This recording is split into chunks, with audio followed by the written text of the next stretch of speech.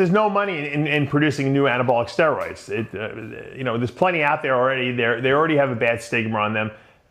As far as hormone replacement goes, what do they use? They use testosterone. That's already available. There's been a lot of different developmental forms of testosterone if you think about it. There's these long-acting ones like Nebido. They inject it. It lasts like 12 weeks in your body. They have the pellets. So there's been a lot of creams. There's a lot of gels. There's a lot of different testosterone versions because that's where there's money involved there. But there's no money in creating new anabolic steroids because no one prescribes them anyway. They're really just the raws are being cranked out of China, and then it's all black market type stuff.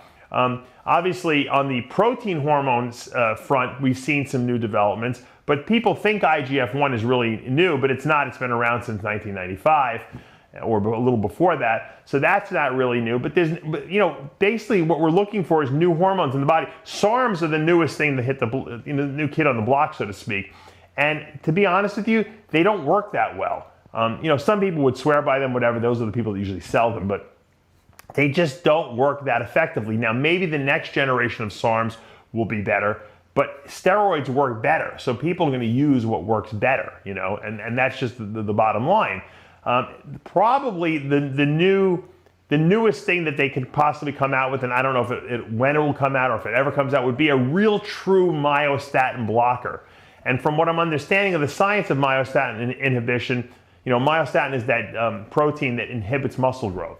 Our bodies produce varying degrees of it. The more you produce, the harder it is to grow. The less you produce, the easier it is to grow. Flex Wheeler theoretically has none, according to the genetic tests that were done on him.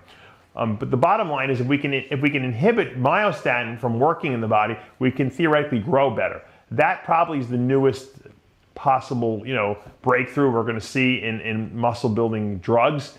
The problem is blocking it all the time. So we either have to have some kind of a time release myostatin blocker that you take, or gene therapy to somehow modify your myostatin production, which seems a little scarier. Whenever you start getting into gene therapies where you're actually inserting genes that change the way your body DNA works, that to me is a little scary. I'd rather take a drug that kind of does something that if you decide at some point, hey, I don't want to take this anymore, you're done.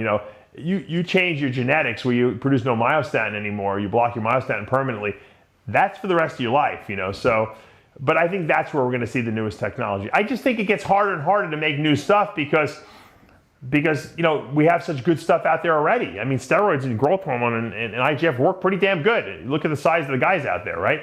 So, I mean, how much bigger can the guys get, All we can do is become maybe more efficient at producing these gains and maybe have less side effects occur in response to that.